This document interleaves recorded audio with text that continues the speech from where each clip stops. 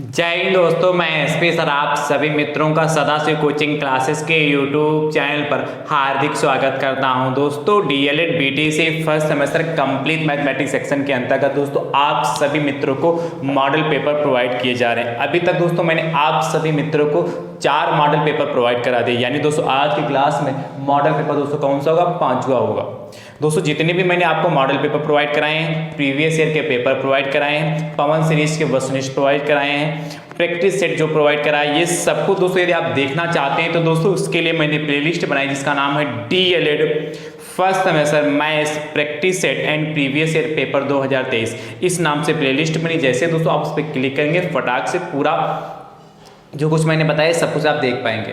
दोस्तों DElEd first semester mathematics का पूरा कंप्लीट सिलेबस भी प्रोवाइड कराया है। यदि आपने अभी तक नहीं देखा और देखना चाहते हैं तो दोस्तों इसके लिए भी प्लेलिस्ट बनी जिसका नाम है डीएलएड फर्स्ट सेमेस्टर मैथ्स 2023। इस नाम से प्लेलिस्ट बनी। जैसे दोस्तों आप उस पर क्लिक करेंगे पूरा कंप्लीट सिलेबस देख पाएंगे। पर दोस्तों आपके पास इतना वक्त नहीं है कि पूरा सिलेबस देख पाएं, तो जिस चैप्टर में जिस टॉपिक में आपको समस्या है उसको जरूर देखिएगा दोस्तों। या दोस्तों आपका अंतिम मॉडल पेपर है, मैंने आपको बताया था कि आप दोस्तों अंतिम समय में, क्योंकि कल से आपके एग्जाम स्टार्ट हो रहे हैं, तो दोस्तों आपको अंतिम समय में सिर्फ आपको करना क्या है, मॉडल पेपर और प्रीवियस ईयर के पेपर को बहुत बेहतरीन तरीके से लगा के जाना है। यदि आप इतना करके जाते तो आपका एग्जाम बेहतर होगा। और जिस चैप्टर में जिस टॉपिक में समस्या है उसको भी दोस्तों देखने का प्रयास जरूर करिएगा, ठीक है? तो जितना ज्यादा प्रैक्टिस करेंगे उतना बेहतरीन पेपर आपका होगा, ठीक है? देखिए दोस्तों, तो आज का जो मॉडल पेपर है, सबसे पहले दोस्तों किस टाइप के प्रश्न आते हैं? वस्तुनिष्ठ प्रश्न आते हैं। तो देखिए पहला वस्तुनिष्ठ प्रश्न दोस्तों क्या कह रहा है? कह रहा है दोस्तों 2 अंकों की सबसे बड़ी अभाज्य संख्या, प्राइम नंबर्स की बात कर रहा है। दोस्तों जो अभाज्य संख्याएं क्या होती हैं? ऐसी संख्याएं जिनके केवल 2 गुणनखंड होते हैं, वे संख्याएं हमारी अभाज्य संख्याएं कहलाती है। एक तो संख्या स्वयं होती है और एक होता है। तो दोस्तों और भाज्य संख्याएं क्या होती है? ऐसी संख्याएं जिनके 2 से अधिक गुणनखंड होते हैं। 2 से ज्यादा गुणनखंड होंगे तो वो भाज्य संख्याएं कहलाएंगे, कंपोजिट नंबर्स कहलाएंगे। देखिए सबसे बड़ी अभाज्य संख्या पूछा, वो भी कैसे? 2 अंकों की। देखिए इसमें सारे 2 अंक हैं। देखिए 89, तो दोस्तों ये भी हमारी अभाज्य संख्या है। किसी से नहीं कटेगा, सिर्फ 1 से कटेगा, 1 से कटेगा और 89 से कटेगा। 93, ये 93 जो 93 है, ये दोस्तों देखिए 1 से भी कट जाएगा और क्या 9 3 है तो 3 से भी कटेगा, यानी कि और 93 से भी कटेगा, यानी दोस्तों इसके 1 से अधिक गुणनखंड मिल रहे हैं। 97 देखिए, 97 दोस्तों जो है ये सिर्फ 1 से कटेगा और 97 से कटेगा और किसी से नहीं कटेगा। 99 देखिए ये दोस्तों 1 से कट रहा है और देखिए 3 से भी कट जाएगा, 11 से भी कटेगा। तो देखिए 2 से अधिक गुणनखंड मिल रहे हैं कि नहीं मिल रहे हैं? यानी दोस्तों 2 संख्याएं आपको मिली, एक 89 एक 97, ठीक है क्या? एक 89 एक 97, 89 और 97।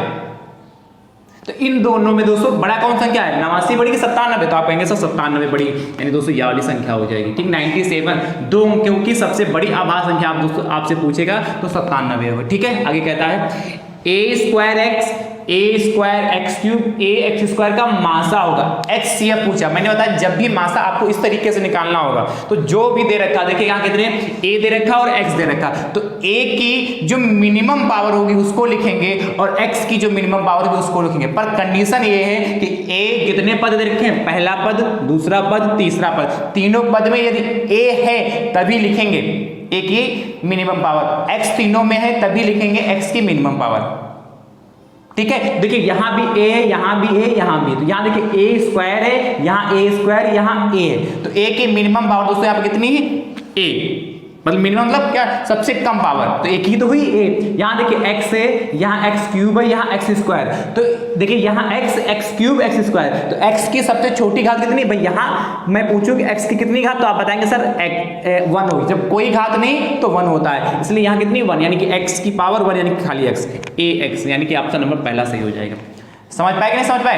यानी कि जब भी आपको मासा निकालना होगा तो जितने पद दे रखे हो उन सभी पदों में यदि है, उन सभी पदों में जो निकाल, जैसे यहाँ a था तो सभी में था, x सभी में था, तो उसकी मिनिमम पावर लिखेंगे। और लासा निकालेंगे तो दोस्तों जो सब में होगा उसकी मैक्सिमम पावर लिखेंगे, उसके बाद जो शेष बचेगा उसको भी दोस्तों लिखते हैं, ठीक है? चलिए आगे देखिए, कह रहा है वृत्त का परिमाप कहलाती है। जो वृत्त का परिमाप कहलाती है, जीवा कहलाती, चाप कहलाती, परिधि कहलाती, वृत्तीय क्षेत्र कहलाता है। तो आप सिंपल से जानते हैं वृत्त का परिमाप निकालना हो तो क्या परिधि 2 पाई r होती है वृत्त की, नहीं, यानी कि वृत्त का जो परिमाप होगा उसकी परिधि के बराबर होगा। परिमाप कहें चाहे वृत्त का परिमाप आपसे याद करने के लिए कहे चाहे परिधि याद करने के लिए, दोनों का सेंस एक ही है। जीवा क्या होता है, वृत्त पर स्थित किन्हीं दो बिंदुओं को मिलाने वाली रेखा। जैसे ये वृत्त होगा, इसका सेंटर होगा, इस पर एक बिंदु ये ले लिया, एक बिंदु यहाँ ले लिया, ए और बी, इसको आपस में मिला दे तो वृत्त पर स्थित किन्हीं दो बिंदुओं को आपस में मिला देते हैं तो हमारा जीवा बन जाता है। चाप क्या कहलाता है,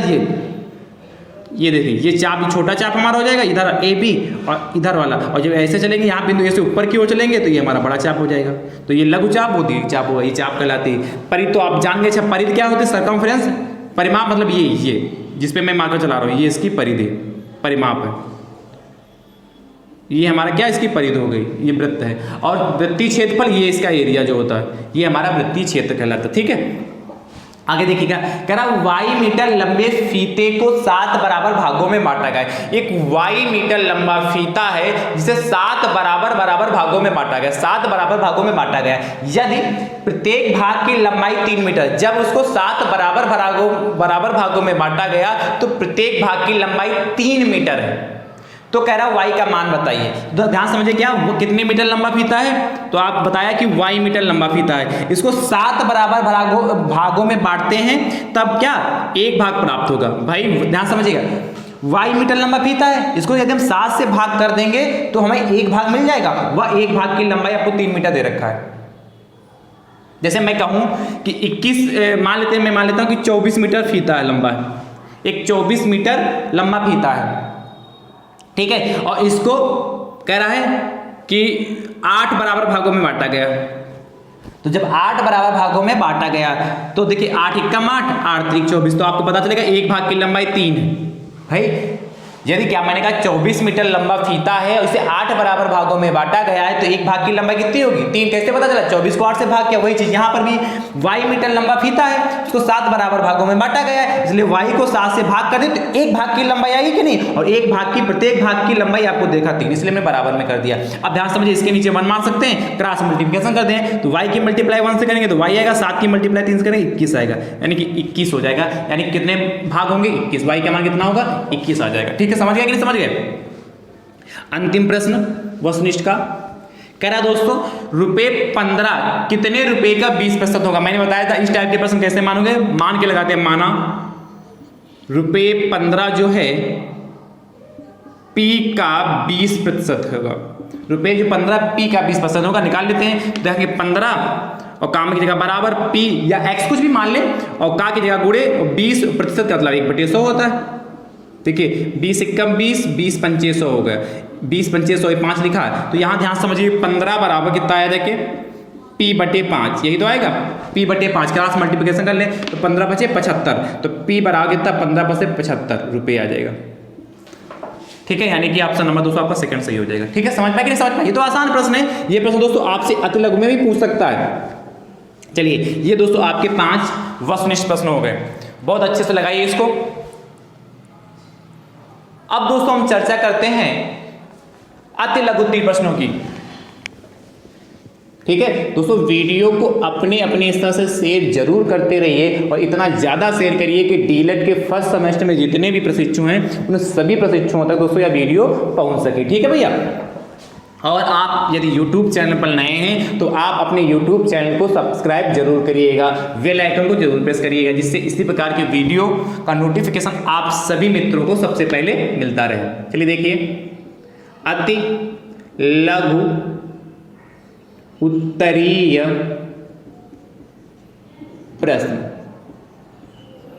आप जानते हैं अति लघु उत्तरीय प्रश्न दोस्तों आपके एग्जाम में 1-1 नंबर के पूछे जाते हैं। छठा प्रश्न देखिएगा, 5 वस्तुनिष्ठ हो गए, छठे से स्टार्टिंग होगी। कह रहा है यदि भाजक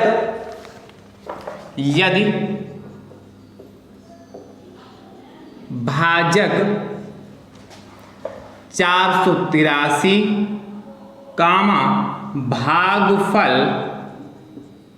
भागफल 400 तथा शेषफल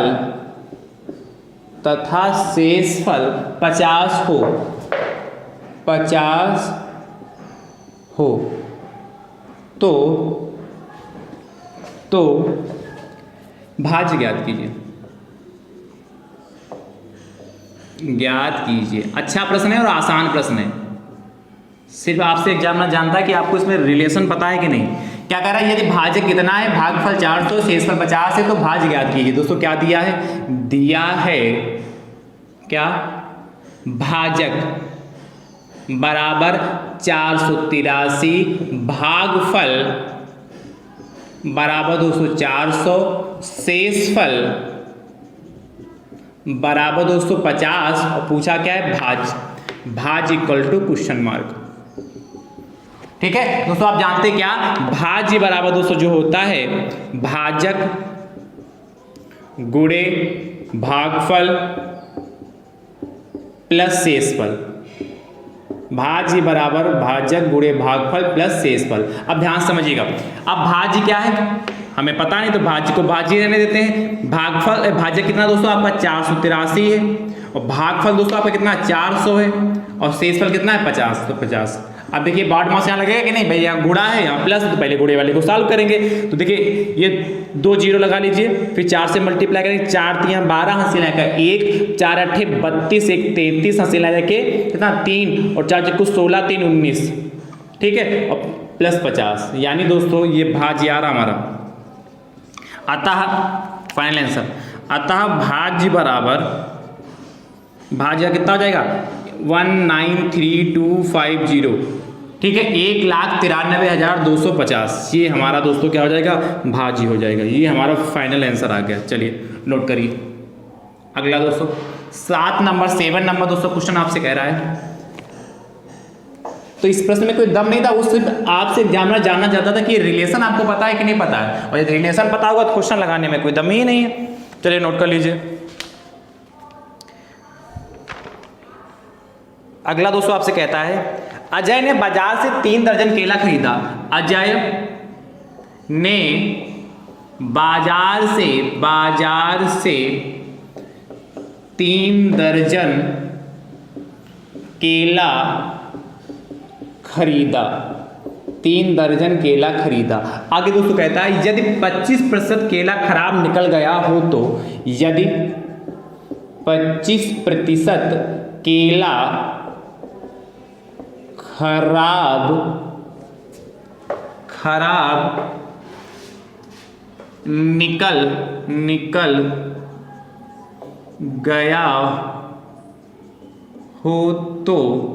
निकल गया हो तो शेष अच्छे बचे केलों की संख्या ज्ञात कीजिए। तो शेष अच्छे बचे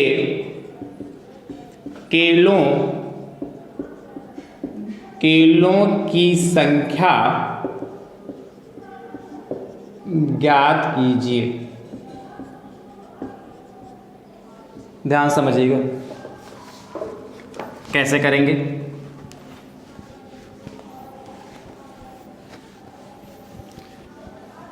आपसे अगर अजय ने बाजार से 3 दर्जन केला खरीदा, यदि 25% केला खराब निकल गया तो शेष अच्छे बचे केलों की संख्या ज्ञात कीजिए। दोस्तों क्या दिया, ध्यान समझिएगा। दिया है अजय ने बाजार से केला खरीदा, बराबर कितना खरीदा दोस्तों 3 दर्जन, और आप जानते 1 दर्जन में 12 होते हैं, 3 दर्जन में कितने 36 केले हो जाएंगे। समझ पाए कि नहीं, 3 दर्जन का मतलब 36 केला। अजय ने बाजार से केला खरीदा और कितने 36 केले खरीदे, मतलब 3 दर्जन का मतलब क्या 36 खरीद लिया। अब कहता है यदि 25% केला खराब निकल गया हो तो खराब केला वो भी किस में देखा, प्रतिशत में कितना दोस्तों है 25% खराब है, ठीक है। अच्छा जब 25% केला खराब है तो अच्छे केला कितने परसेंट होंगे, तो अच्छे केला बराबर प्रतिशत में, अच्छे केला दोस्तों प्रतिशत में निकालें तो कैसे निकालेंगे। अच्छा कुल केले कितने 100% होंगे भाई, भाई जब खराब और अच्छे मिलाकर, यदि बाजार से जो उसने केला खरीदा 100% मान लो खरीद लिया, उसमें से 25% खराब निकल गए, तो 100% में यदि 25% घटा दें तो अच्छे केलों का प्रतिशत आ जाएगा कि नहीं, 75% केले अच्छे हैं। अब ध्यान समझिए, कहा था अच्छे केलों की संख्या बताइए, तो लिखेंगे अच्छे केलों की संख्या। अब ध्यान समझिए, अच्छे केलों की संख्या, कुल केले दोस्तों कितने, 36, तो 36 का कितने परसेंट दोस्तों अच्छे हैं, 75% अच्छे ना, अच्छे केले कितने, 75%, 36 का 75% निकाल लीजिए, देखिए 36 गुणे 75/100, भाई प्रतिशत का मतलब यहाँ 100 होता कि नहीं, तो 75 है तो 25 तिया 75 और 25 चक्कू 100, 4 एकम 4, 4 नवैया 36, 9 त्रिक 27, यानी दोस्तों ये हमारा फाइनल आंसर आएगा। तो क्या लिखेंगे, अतः अच्छे केलों की संख्या बराबर, अतः अच्छे केलों की संख्या बराबर 27 अच्छे केले होंगे। कितने केले अच्छे होंगे, 27 अच्छे केले होंगे। यदि यहाँ दोस्तों खराब केलों की संख्या दोस्तों आपसे कहता है तो कितना आएगा, टोटल कितने 36 हैं और उसमें 27 अच्छे हैं, तो कितने खराब होंगे, 9 केले खराब होंगे, है कि नहीं। चलिए बढ़िया प्रश्न है। अगला दोस्तों आपसे कह रहा है 7 के बाद 8वां 8th नंबर। 8वां दोस्तों प्रश्न आपसे कहता है, बहुत ध्यान से देखिएगा, व्यंजक 2x - y में क्या जोड़ें कि इस व्यंजक का मान 500 हो जाए, में क्या जोड़े कि इस व्यंजक का मान 500 हो जाए। आपसे कह रहा है कि व्यंजक 2x - y में क्या जोड़े कि इस व्यंजक का मान 500 हो जाए। तो ध्यान समझिएगा,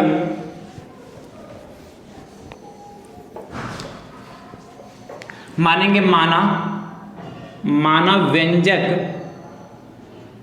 व्यंजक 2x - y में p जोड़े, भाई x y दे रखा है इसलिए हमने क्या मान लिया, p जोड़े, p जोड़ने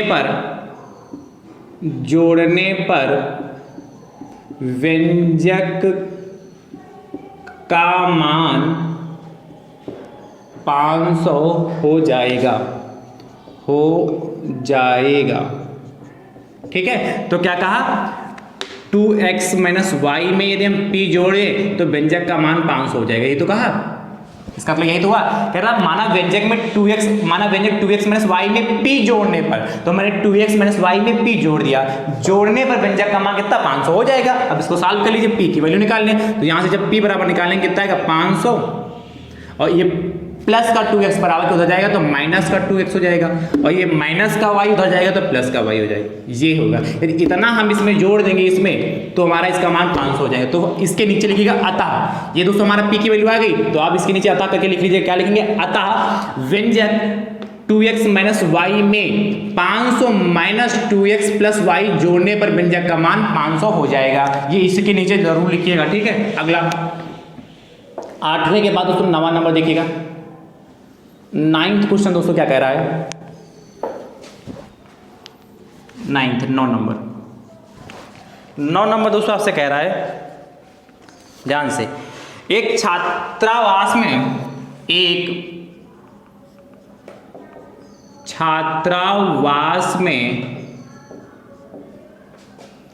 50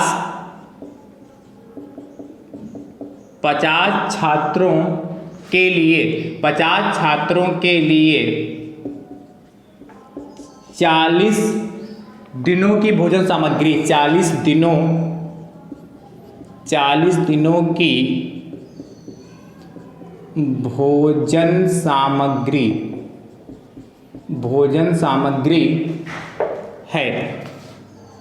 आगे दोस्तों आपसे कहता है, यदि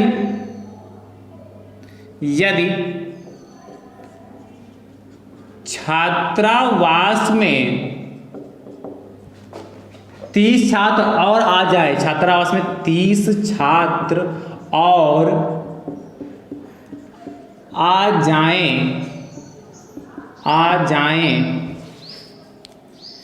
तो भोजन सामग्री कितने दिनों में समाप्त हो जाएगी? आ जाएं तो भोजन सामग्री कितने दिनों में समाप्त हो जाएगी? कितने दिनों में समाप्त हो जाएगी? ध्यान समझिएगा, अच्छा प्रश्न दोस्तों है और आसान प्रश्न है। मैंने एक प्रैक्टिस सेट पूरा इसी का कराया है, ठीक है। क्या करा, एक छात्रावास में 50 छात्रों के लिए 40 दिनों की भोजन सामग्री है। यदि छात्रावास में 30 छात्र और आ जाए तो भोजन सामग्री कितने दिनों में समाप्त हो जाएगी? दोस्तों क्या मैंने M1 से लगाया था, आदमियों की संख्या जो छात्रों की संख्या M1 मानते कितने 50 है। 50 आदमी कितने दिन खाना चलता है? दिन दे रखा, इसलिए D1 बराबर दोस्तों 40 हो गया। 50 आदमी छात्र हो गए और ये 40 दिन हो गए, ठीक है। करा यदि छात्रावास में 30 छात्र और आ जाए तो M2 बराबर दोस्तों 50 तो आपके पास छात्र थे ही, 30 और आ जाएंगे तो 50 + 30 बराबर 80 छात्र छात्रावास में हो गए, ठीक है। तो कह रहा है तो भोजन सामग्री कितने दिनों में समाप्त हो जाएगी? तो D2 = क्वेश्चन मार्क, ठीक है। अब मैंने बताया था क्या फार्मूला बताया था इस टाइप का, M1 D1 = M2 D2, ठीक है। प्रैक्टिस सेट नहीं देखा हो तो प्रैक्टिस सेट में मैंने पूरा एक प्रैक्टिस सेट ही कराया है इसमें, प्रैक्टिस सेट में। तो उस प्रैक्टिस सेट को जाइएगा, प्लेलिस्ट के मैंने अभी बताया था आपको, वहां से आसानी से देख पाएंगे। पूरा लेक्चर ही मैंने लिया इस पे। अब देखिए M1 की वैल्यू कितनी दोस्तों 50 है और D1 की वैल्यू 40 है, M2 दोस्तों 80 है और D2 दोस्तों D2 ही रहने देते हैं, चाहो तो x दिन मान सकते हैं यहाँ से। तो देखिए D2 बराबर कितना हो जाए, जो गुणे में वो बट्टे में जाएगा, तो 50 × 40/80 काट लीजिए। 40 × 40, 40 दूना 80, 2 × 2, 2 दूना 4, 2 पंचे 10। D2 बराबर 25 दिन, D2 बराबर 25 दिन। तो दोस्तों हम क्या लिखेंगे फाइनल आंसर, अतः भोजन सामग्री 25 दिनों में समाप्त हो जाएगी। क्या, अतः भोजन सामग्री, इसके नीचे लिखिएगा, अतः भोजन सामग्री 25 दिन में समाप्त हो जाएगी। या और लिखना चाहते हो बढ़ा के तो लिख सकते हो, 30 छात्रावास में 30 छात्र आ जाने पर भोजन सामग्री 25 दिन में समाप्त हो जाएगी। इस तरीके से दोस्तों बढ़ा के और भी लिख सकते हैं, नोट करते रहिए फटाफट। तो कोई बहुत कठिन क्वेश्चन नहीं, बस आपको समझना है। और एक बात है, आप अच्छे समझ गए तो आप बहुत आसानी से दोस्तों लगा भी पाएंगे। चलिए नोट करते रहिए फटाफट। अगला दोस्तों देखिएगा, 9 के बाद 10 नंबर क्वेश्चन।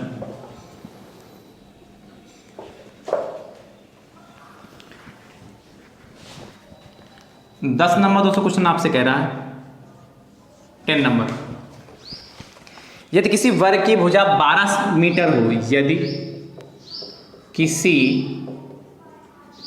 वर्ग की भुजा 12 मीटर हो, यदि किसी वर्ग की भुजा 12 मीटर हो तो वर्ग की परिमिति बताइए। हो तो वर्ग की परिमिति बताइए। अच्छा प्रश्न, आसान, इसमें कोई दम नहीं है। इसको रब करूं,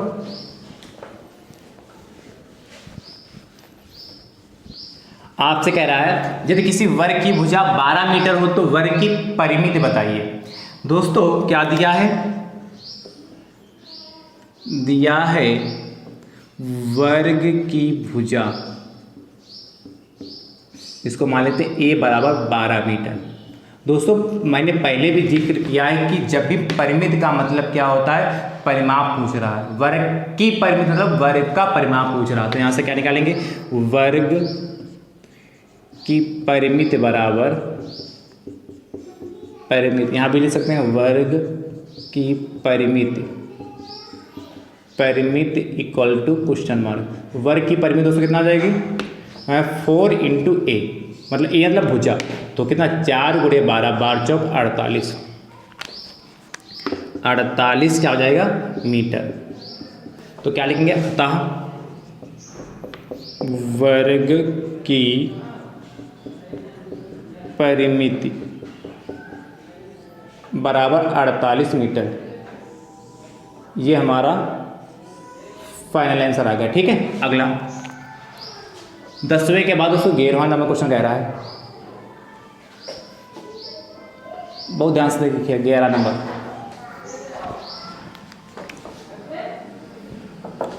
11 नंबर दोस्तों क्वेश्चन आपसे कह रहा है और अति लघु का दोस्तों यह अंतिम प्रश्न है। कह रहा 2 कोटि पूरक कोणों का अंतर, 2 कोटि पूरक कोणों का अंतर 50 डिग्री है, तो कोण बताइए। तो कोण बताइए, तो कोण बताइए। ध्यान समझिए, आपसे कह रहा है 2 कोटि पूरक कोणों का अंतर 50 डिग्री, तो कोण बताइए। कोटि पूरक कोण क्या होते हैं? ऐसे 2 कोण जिनका योगफल दोस्तों आपका 90 डिग्री होता है, वे कोटि पूरक कोण कहलाते हैं। तो दोस्तों क्या मानेंगे, माना पहला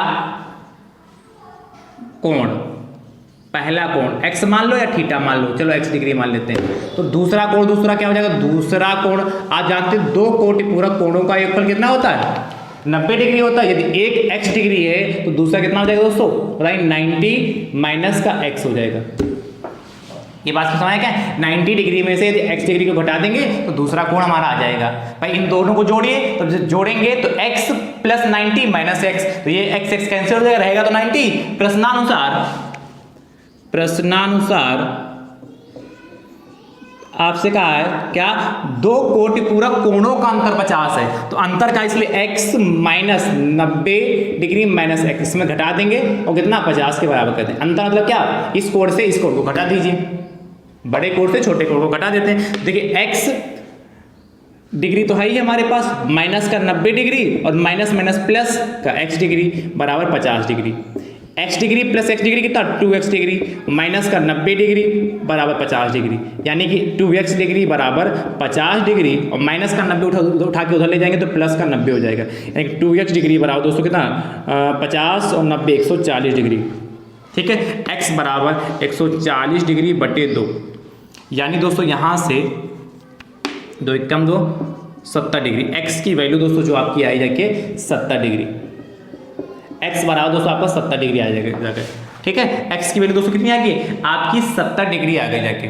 आप ध्यान समझिएगा, तो क्या लिखेंगे, आपसे तो कोण पूछा तो x बराबर 70 आ गया, पहला तो 70 आएगा, दूसरा कितना होगा, तो क्या लिखेंगे, अतः पहला कोण बराबर 70 डिग्री और दूसरा कोण कितना 90 डिग्री माइनस x डिग्री, तो 90 डिग्री और x की वैल्यू दोस्तों 70 डिग्री, तो 70 डिग्री बराबर 20 डिग्री। ये दोस्तों हमारे दोनों कोण आ गए। देखिए दोनों का योगफल 90 डिग्री है कि नहीं। तो बहुत अच्छे प्रश्न है, आसान प्रश्न है, बस समझना दोस्तों बहुत जरूरी है। अब दोस्तों ये आपके अति लघु उत्तरीय प्रश्न यहीं समाप्त होते हैं। अब हम चर्चा करेंगे लघु उत्तरीय प्रश्नों पर। ध्यान से देखिएगा, लघु उत्तरीय प्रश्न, प्रश्न संख्या दोस्तों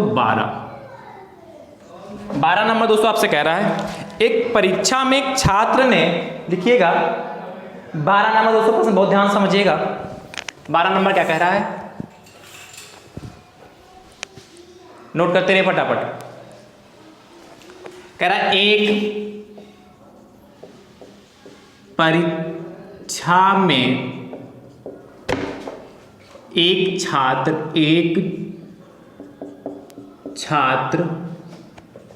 ने 20% अंक प्राप्त किए, 20% अंक प्राप्त किए, 20% अंक प्राप्त किए। आगे दोस्तों आपसे कहता है तथा वह 60 अंकों से फेल हो गया, तथा वह 60 अंकों से फेल हो गया, फेल हो गया। आगे दोस्तों आपसे कहता है दूसरा छात्र जिसने 38% अंक प्राप्त किए, दूसरा छात्र जिसने 38% अंक प्राप्त किए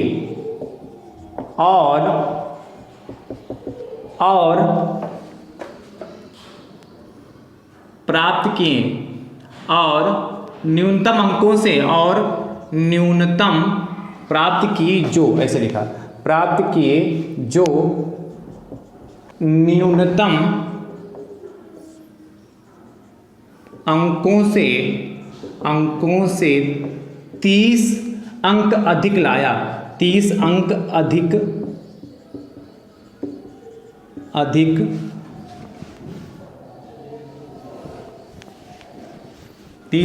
लाया तो आपसे कहता है पूर्णांक ज्ञात कीजिए। लाया तो पूर्णांक ज्ञात कीजिए। किसका पूर्णांक? परीक्षा का पूर्णांक जानना चाहता है, ज्ञात कीजिए। आसान प्रश्न है, ध्यान से समझिएगा, एक ही बार में समझ में आएगा। देखिएगा, आपसे दोस्तों कह रहा है कि एक परीक्षा में एक छात्र ने 20% अंक प्राप्त किए तथा वह 60 अंकों से फेल हो गया। 20% अंक प्राप्त किए और 60 अंकों से फेल होगा। दूसरा छात्र जिसने 38% अंक प्राप्त किए जो न्यूनतम अंकों से 30 अंक अधिक लाया है, तो पूर्णांक ज्ञात कीजिए। दोस्तों मानेंगे, माना पूर्णांक बराबर x, ठीक है, परीक्षा का पूर्णांक बराबर x मान लिया। तो दोस्तों प्रश्नानुसार आपसे कह रहा है एक परीक्षा में एक छात्र ने 20% अंक प्राप्त किए, यानी कि x का 20% अंक प्राप्त किए, ठीक है, प्राप्त किया तथा वह 60 अंकों से फेल होगा। यदि उसके पास 60 अंक होते तो वह पास हो जाता। भाई कह रहा है एक छात्र ने 20% अंक प्राप्त किए, टोटल पूर्णांक का 20% अंक पाया हो और 60 अंकों से फेल होगा। ये 60 अंक होते तो पास हो जाता कि नहीं पास हो जाता? तो इसमें क्या कर दिया हमने, +60 जोड़ दिया तो वह पास हो गया। ध्यान समझिए, उसके आगे बीच में हमें बराबर लगाएंगे। फिर कहता है दूसरा छात्र जिसने 38% अंक प्राप्त किए, तो टोटल कितना, x का उसने 38% अंक प्राप्त किया है। Very good. आगे कहता है प्राप्त किए जो न्यूनतम अंकों से 30 अंक अधिक पाया। न्यूनतम अंकों से 30 अंक मतलब जितना पासिंग मार्क था उससे 30 अंक ज्यादा पाया। जितना पासिंग मार्क था उससे 30 अंक ज्यादा पाया। यानी दोस्तों यदि इसको पासिंग मार्क जितने उतने पे लाना है, इसमें से 30 अंक घटा दे। नहीं समझे बात, ध्यान समझिए। एक छात्र जो था उसने क्या किया, 20% अंक प्राप्त कर 60 अंकों से फेल हो गया। तो यदि हम 20% अंक उसने प्राप्त किए, 60 अंक उसको और मिल जाते तो पास हो जाता कि नहीं पास हो जाता? पास हो जाता, ठीक, सही बात है। फिर क्या, दूसरा जो छात्र है वो 38% अंक लाया है पर 30 अंक पासिंग से ज्यादा लाया, उसमें से मैंने इसको 30 अंक घटा दिए, तो ये भी पास और ये भी पास पर, इसीलिए बीच में बराबर लगा। इतनी बात समझ गए? अब इसको सॉल्व कर लीजिए, बस आंसर आ गया। देखिए x का मतलब क्या कीजिएगा, गुणा 20 और प्रतिशत का था दोस्तों जानते हैं 100, तो 20/100 लिख सकते हैं, कोई दिक्कत? और +60 बराबर x गुणे 30, 38/100 और -30। अब ध्यान समझिएगा, 60 को अपनी जगह पे रखिए, माइनस का 30 इधर उठा के लें, प्लस का 30 हो जाएगा, बराबर x की मल्टीप्लाई 38 से करेंगे तो 38x/100 हो जाएगा। ठीक है, यहाँ 20 की मल्टीप्लाई x से करेंगे तो 20x/100 प्लस का बराबर हो जाएगा तो माइनस का 20x/100 हो गया। ठीक भैया, अब 60 30 90 बराबर यहाँ 100 एलसीएम ले लें तो ऊपर कितना आ जाएगा, 38x माइनस का 20x, क्योंकि यहाँ आधार समान है, जब आधार समान होते हैं तो ऊपर जीरो करते हुए लिखते हैं। तो 90 बराबर 200 कितना हो जाएगा, 38x में से 20x जाएगा तो 18x/100। अब ध्यान समझिएगा, इसके बाद मैं इधर कर दूँ, देखिएगा इसके नीचे 1 मानकर क्रॉस मल्टीप्लिकेशन करेंगे तो 1 की मल्टीप्लाई 18x करेंगे तो 18x बराबर 90 गुणे 100, 90 गुणे 100 हो गया कि नहीं। अब जो गुणे में वो बटे में जाता तो x बराबर 90 गुणे 100 बटे 18, भाई x के गुणे में 18 तो बटे में जाएगा, तो देखिए 18 × 18 18 पंचे 90, यानी कि x बराबर 500। 5 की मल्टीप्लाई 100 से करें 500 आया के, तो दोस्तों क्या लिखेंगे, अतः परीक्षा का पूर्णांक, अतः परीक्षा का पूर्णांक बराबर 500। ये दोस्तों हमारा फाइनल आंसर आया जाके। ठीक है, पहले आप इसको ये पहले ऐसे नोट करेंगे, उसके बाद ये वाला नोट करेंगे। समझ गए? चलिए अगला 12 के बाद दोस्तों 13 नंबर क्वेश्चन देखिएगा। 13 नंबर दोस्तों क्या कह रहा है, बहुत ही ध्यान से देखिएगा। 13 नंबर दोस्तों क्वेश्चन आपसे कह रहा है 13 नंबर कि एक गाय 21 मीटर रस्सी से बंधी है। एक गाय 21 मीटर रस्सी से बंधी है। एक गाय 21 मीटर रस्सी से बंधी है। वह कितने हिस्से की घास खा सकती है? वह कितने हिस्से की घास खा सकती है? वह कितने हिस्से की घास खा सकती है? ध्यान समझिएगा दोस्तों, अच्छा प्रश्न है ये भी। मैंने पहले भी कराया इस टाइप का प्रश्न है, ऐसा ही कराया है। ध्यान से समझिएगा दोस्तों, वीडियो को अपने अपने स्तर से शेयर जरूर करते रहिए। ठीक है, और यदि हमारी कही हुई बात आप तक अच्छे से पहुंच रही है, आप प्रश्न को अच्छे से समझ पा रहे हैं, मॉडल पेपर आपको समझ में आ रहा है, तो दोस्तों वीडियो को लाइक भी जरूर करिए, कमेंट बॉक्स में बताइएगा भी जरूर। देखिए कह रहा है एक गाय 21 मीटर रस्सी से बंधी। ध्यान समझिए, मान लेते एक खूंटा है और यहाँ पर दोस्तों एक गाय है ये, और गाय की गर्दन यहाँ से बंधी है, तो ये 21 मीटर रस्सी है। जो गाय की गर्दन 21 मीटर रस्सी है, तो कह रहा है वह कितने हिस्से की घास खा सकती है। अब गाय बंधी यहाँ से, तो देखिए गाय इस तरीके से तो घूमेगी कि नहीं घूमेगी? ऐसे तो घूमेगी, यानी ये क्या बन गया, एक हमारा वृत्त बन गया। यानी कि जितने एरिया को घूमेगी या दोस्तों हमारा क्या हो गया, वृत्त हो गया। ये इसका सेंटर हो गया, यानी कि वृत्त के क्षेत्रफल के बराबर घास खा सकती है। यानी दोस्तों जो 21 मीटर क्या है, क्या दिया है जो रस्सी की लंबाई है, क्या दिया है दोस्तों, रस्सी की लंबाई, जो जिस रस्सी की लंबाई से गाय बंधी है, वह रस्सी की लंबाई जो होगी वो क्या होगी, वृत्त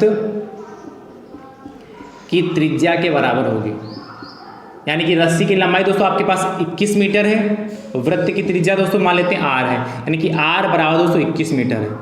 अब ध्यान समझिए, कह रहा है कितने हिस्से की घास खा सकती है। देखें गाय घास खा सकती है बराबर वृत्त का क्षेत्रफल। गाय जब कितनी घास खा सकती है, वृत्त के क्षेत्रफल के बराबर। और वृत्त का दोस्तों क्षेत्रफल क्या होता है, पाई r स्क्वायर। तो पाई की वैल्यू 22/7 और r की वैल्यू दोस्तों 21, तो 21 का स्क्वायर हो गया। यानी कि 22/7 गुणे 21 गुणे 21 काट लीजिए। देखिए 7 एकम 7, 7 त्रिक 21 हो गया।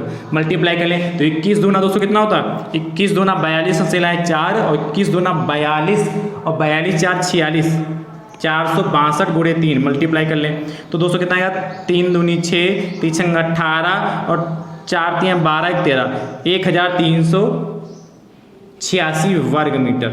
इतने एरिया की घास गाय आराम से खा सकती है। तो क्या लिखेंगे, अतः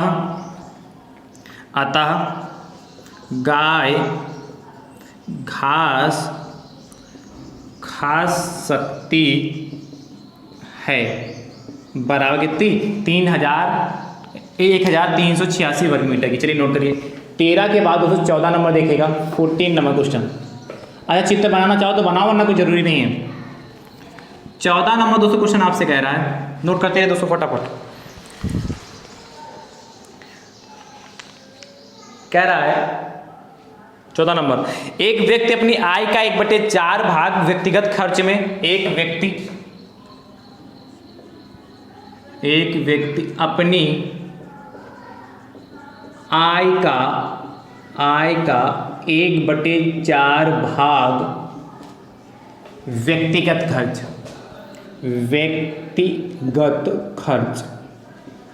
मतलब जो स्वयं पे खर्च करता है वो व्यक्तिगत खर्च हो गया, में 1/2 भाग घरेलू खर्च में और 1/2 भाग जो है वो घरेलू खर्च में खर्च करता है, घर के सामान लाता है, घरेलू खर्च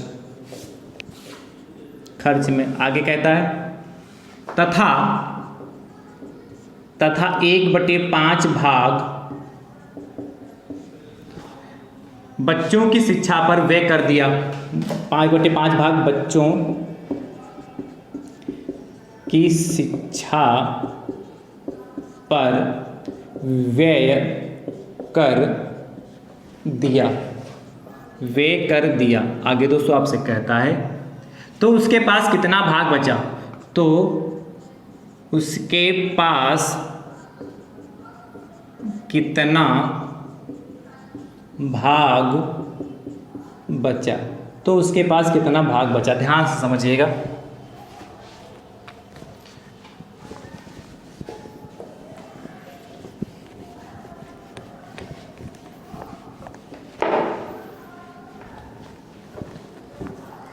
एक व्यक्ति दोस्तों जो है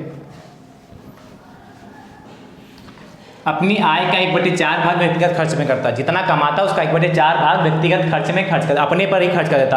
1/2 भाग घरेलू खर्च करता है और 1/5 भाग शिक्षा पे खर्च करता है, बच्चों की शिक्षा पर। तो कह रहा है उसके पास कितना भाग बचा, तो मानेंगे माना व्यक्ति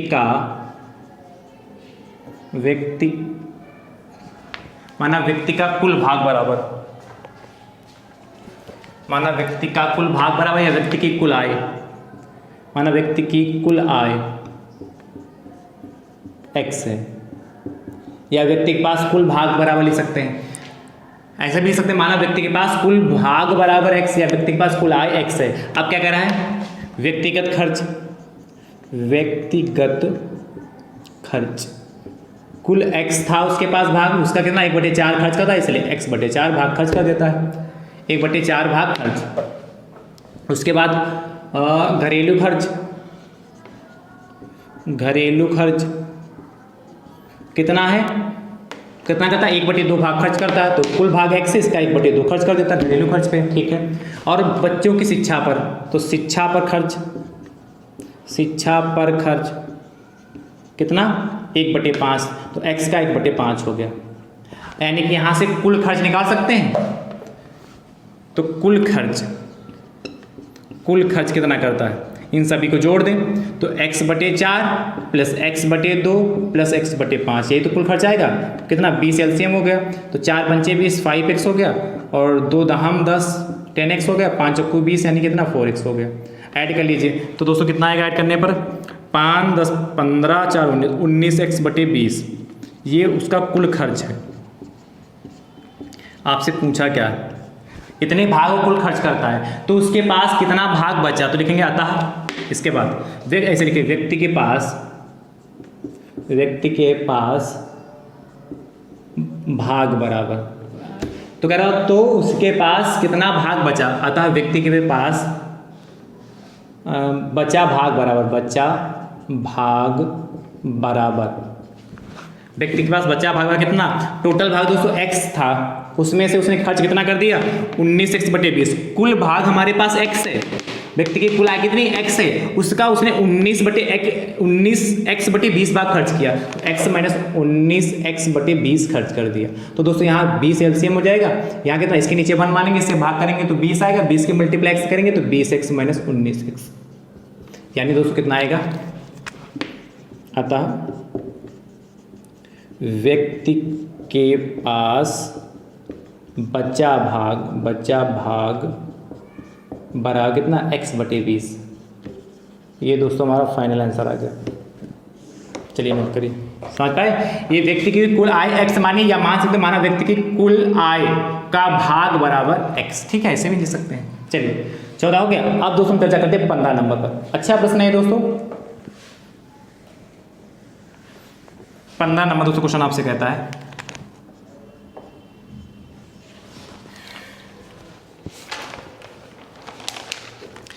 सलमा अपनी बहन रेशमा से 10 वर्ष बड़ी है। सलमा अपनी बहन रेशमा से 10 वर्ष बड़ी है। 10 वर्ष बड़ी है। आगे आपसे कहता है 4 वर्ष पहले सलमा की आयु रेशमा की आयु से 2 गुनी थी। 4 वर्ष पहले सलमा की आयु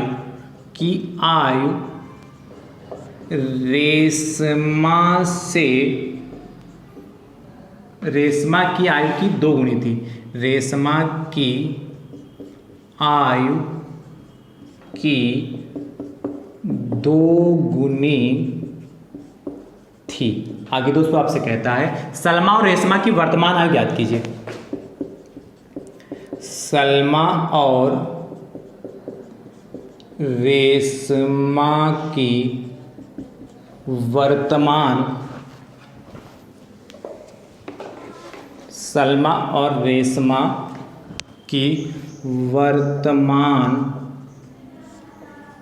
आयु ज्ञात कीजिए।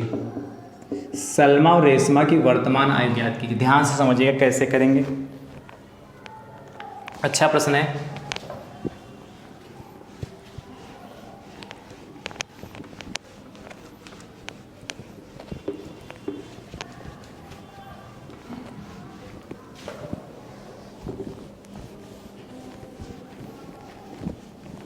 नोट करते रहिए। क्वेश्चन को नोट कर लिया? चलिए, आपसे कहता है कि जो सलमा है अपनी बहन रेशमा से 10 वर्ष बड़ी है। अच्छी बात है।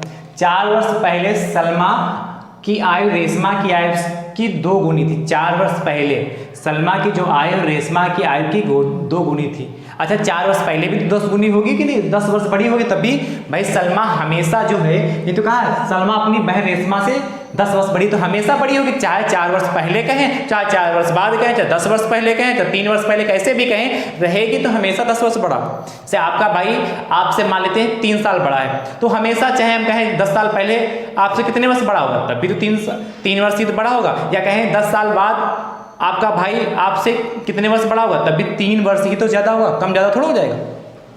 चलिए दोस्तों, क्या मानेंगे? माना। देखिए क्या कहा आपसे, देखिए दूसरी कंडीशन का है 4 वर्ष पहले सलमा की आयु रेशमा की आयु की 2 गुनी थी। 4 वर्ष पहले सलमा की आयु रेशमा की आयु की 2 गुनी थी। सलमा की जो आयु है वो रेशमा की आयु की 2 गुनी, तो मानेंगे माना रेशमा की आयु। अच्छा, ये 4 वर्ष ऐसे लिख दिए, माना 4 वर्ष पहले रेशमा की आयु x वर्ष मान लेते हैं। ठीक है, तो 4 वर्ष पहले सलमा की आयु, 4 वर्ष पहले दोस्तों सलमा की आयु कितनी हो जाएगी? x वर्ष की है कौन? रेशमा। तो और 4 वर्ष पहले सलमा की आयु रेशमा की आयु की 2 गुनी, यानी कि 2 गुना यानी 2x वर्ष हो जाएगा।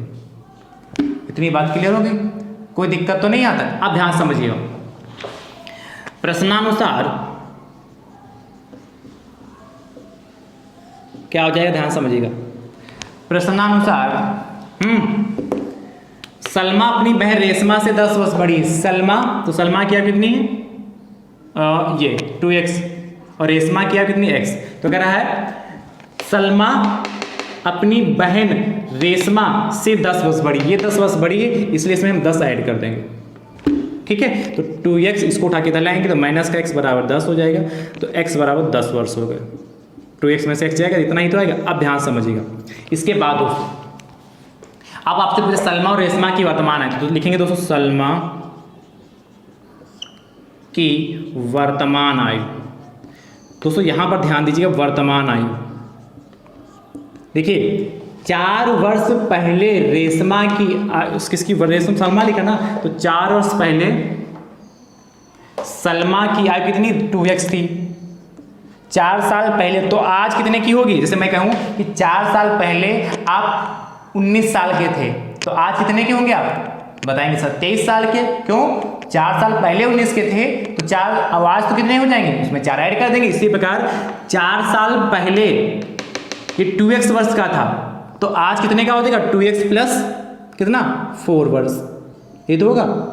अब इसी में दोस्तों देखिए 2 और x की वैल्यू दोस्तों कितनी आपकी आई 10 और +4, तो देखिए 2 गुणे 10 20 और +4 24 वर्ष, यानी कितने वर्षों की 24 वर्ष की हो गई सलमा। और रेशमा की निकाल लेते हैं, रेशमा की वर्तमान आयु, ये भी इसमें भी ऐसे होगा, 4 साल पहले वह x वर्ष की थी तो आज कितने की होगी x + 4 वर्ष की। समझ रहे दोस्तों कि नहीं, यानी कि क्या करेंगे x की जगह दोस्तों कितना रखेंगे 10 और +4 14 वर्ष। आप देख लीजिए क्वेश्चन की जो कंडीशन था उसके अकॉर्डिंग में देख लीजिए, कहा था सलमा अपनी बहन रेशमा से 10 वर्ष बड़ी। देखिए जो सलमा 24 साल की, रेशमा 14 साल की, 10 वर्ष बड़ी है कि नहीं बड़ी है। आंसर भी मैच कर सकते हैं इस टाइप के प्रश्नों को। चलिए नोट करिए। फिर दोस्तों 15 के बाद 16 नंबर की चर्चा करते हैं। क्वेश्चन नंबर 16 नंबर देखिएगा। 16 नंबर दोस्तों कहता है दी गई आकृति में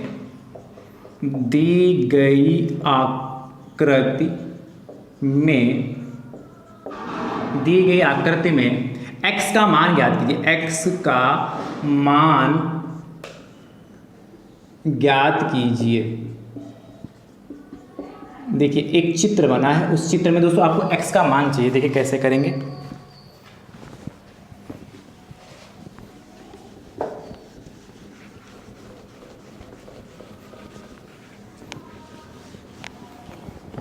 ध्यान से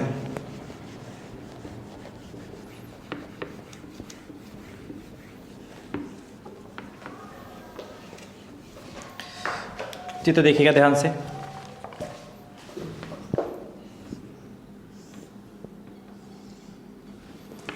इसका नाम है A, B, C और यहाँ पर D है। ये आपका 102 डिग्री बना है, ये आपका 51 डिग्री बना है, ये आपका x डिग्री। ठीक है, तो आपसे इसी x का मान पूछा, कैसे करेंगे ध्यान समझिएगा। कहा चित्र को देखकर हमें x का मान फाइंड करना है। तो सबसे पहले हमें दिया क्या है, दिया है क्या दोस्तों दे रखा है, एंगल DAC बराबर 102 डिग्री। DAC 102 डिग्री होगा और कोण ACB बराबर 51 डिग्री। ACB 51 degree. आपसे पूछा क्या है, कोण ABC बराबर x डिग्री। ये दोस्तों आपसे पूछा, यही आपको ज्ञात करना है। दोस्तों ध्यान समझिए कैसे सॉल्व करेंगे, x की वैल्यू कैसे लाएंगे। देखेंगे चूंकि BAD या BD एक सरल रेखा है, सरल रेखा है दोस्तों, आप जानते हैं सरल रेखा पर बना कोण कितने का 180 डिग्री का होता है। इसीलिए कोण BAC प्लस कोण CAD या DAC बराबर 180 डिग्री होगा। BAC ये वाला कोण और प्लस DAC ये वाला कोण, ये पूरा 180 डिग्री होगा कि नहीं होगा। इसमें से देखिए कोण BAC प्लस DAC आपका 102 डिग्री है, तो 102 डिग्री बराबर 180 डिग्री। तो कोण BAC बराबर 180 डिग्री माइनस का 102 डिग्री, यानी कोण BAC बराबर 78 डिग्री, 78 डिग्री आ गया। ये हमारा 78 डिग्री होगा जो नीले से मैंने लिखा। अब ध्यान से देखिएगा, लिखेंगे त्रिभुज ABC में, ABC में लिखिएगा क्या, चूंकि त्रिभुज के तीनों अंतःकोणों का योगफल 180 डिग्री होता है, इसीलिए कोण ABC प्लस कोण B प्लस कोण ACB प्लस कोण BAC बराबर 180 डिग्री। ठीक है, क्या ये कोण देखिए ABC ये वाला कोण और ACB ये वाला कोण और BAC ये वाला कोण, इन दोनों का तीनों का योगफल 180 डिग्री होगा। ध्यान समझिएगा। एंगल देखिए ABC की वैल्यू x डिग्री है, तो x बराबर दोस्तों कितना हो जाएगा प्लस का XC का तो मान चाहिए था दोस्तों, ये इस x का मान ही चाहिए आपको। ACB कितना आपका है, ACB आपका 51 डिग्री दे रखा है, प्लस BAC दोस्तों आपका आया है 78 डिग्री बराबर 180 डिग्री। इसके बाद मैं इधर कर दूँ, देखिएगा यहाँ से x प्लस 51 78 जोड़ दें तो 1 और 8 9 हो जाएगा, और 7 और 5 12, 129 डिग्री बराबर 180 डिग्री, यानी कि x बराबर 180 डिग्री माइनस का 129 डिग्री, x बराबर दोस्तों 51 डिग्री। अतः x बराबर दोस्तों 51 डिग्री, ये हमारा फाइनल आंसर होगा। चलिए ठीक है, नोट कर लीजिए। तो आसान प्रश्न, कुछ कठिन नहीं है। 16 के बाद दोस्तों 17 नंबर देखिएगा, 17 नंबर।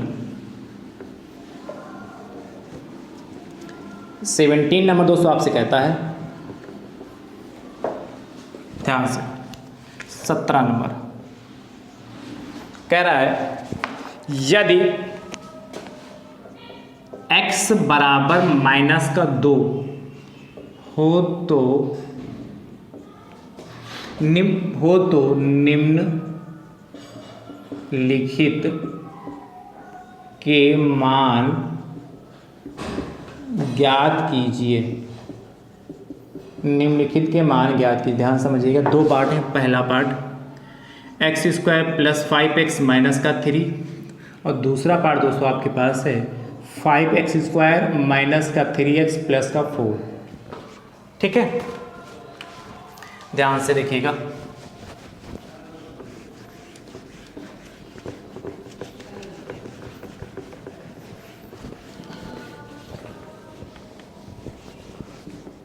आपसे कह रहा है कि यदि x बराबर माइनस 2 हो तो इन निम्नलिखित के मान ज्ञात कीजिए। फर्स्ट पार्ट दोस्तों क्या, X square plus 5x minus का 3 है। इसमें यदि क्या कहा, यदि x बराबर माइनस 2, तो जहाँ पर इसमें x है उसकी जगह पर माइनस 2 रखेंगे, तो माइनस 2 का स्क्वायर प्लस 5 इंटू माइनस 2 और माइनस का 3, यानी दोस्तों माइनस 2 का स्क्वायर 4 हो जाएगा, प्लस माइनस माइनस का कितना, 5 दूनी 10 हो गया, माइनस का 3, यानी कि 4 और माइनस 10 3 13, यानी कि दोस्तों कितना आ जाके माइनस का 9 आंसर आ गया। ये फर्स्ट पार्ट है। सेकेंड पार्ट इधर लगा देता हूँ। सेकेंड पार्ट में 5x square minus 3x plus का 4। ठीक है, इसमें क्या कहा, यदि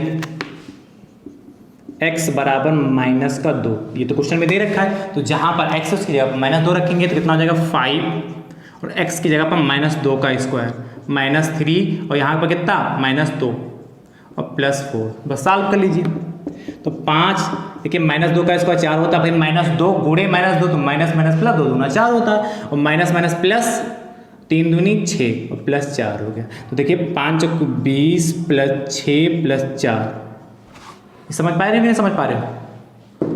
तो 5 ठीक है, 20 6 26 और 4 30, ये 30 आंसर दोस्तों हमारा आ गया। चलिए नोट करिए।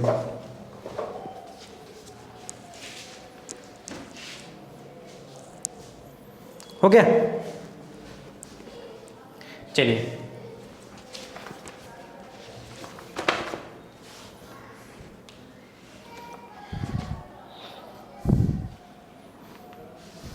अगला देखिएगा। 17 के बाद दोस्तों 18 नंबर, 18 नंबर। 18 नंबर दोस्तों आपसे कह रहा है यदि x plus Y plus Z बराबर 12 और X square plus Y square plus Z square बराबर 64 हो तो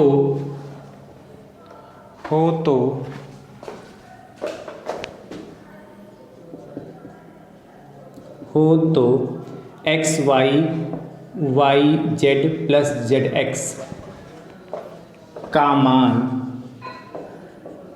मान ज्ञात कीजिए। ध्यान समझिएगा कैसे करेंगे।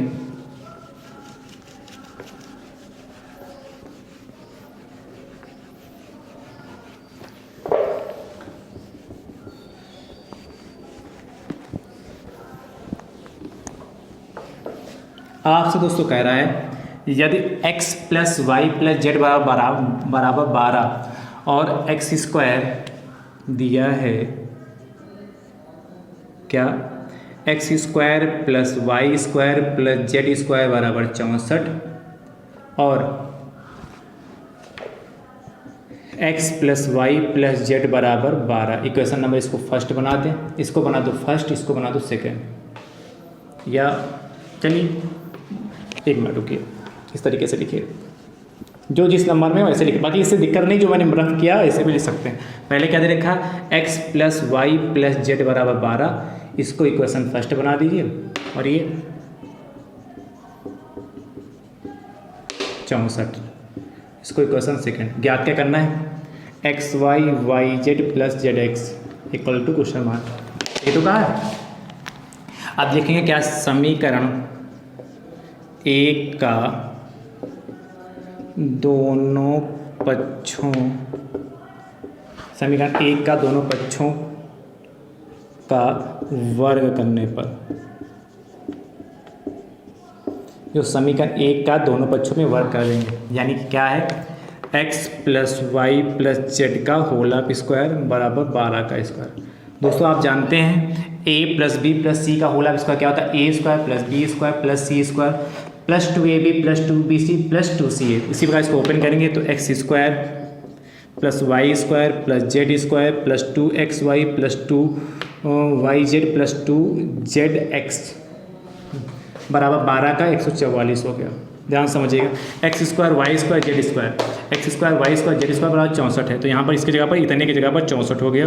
प्लस देखिए इन सब में दो कॉमन मिल रहा है, तो दो कॉमन ले लेंगे, तो X Y Y Z plus Z X बराबर 144।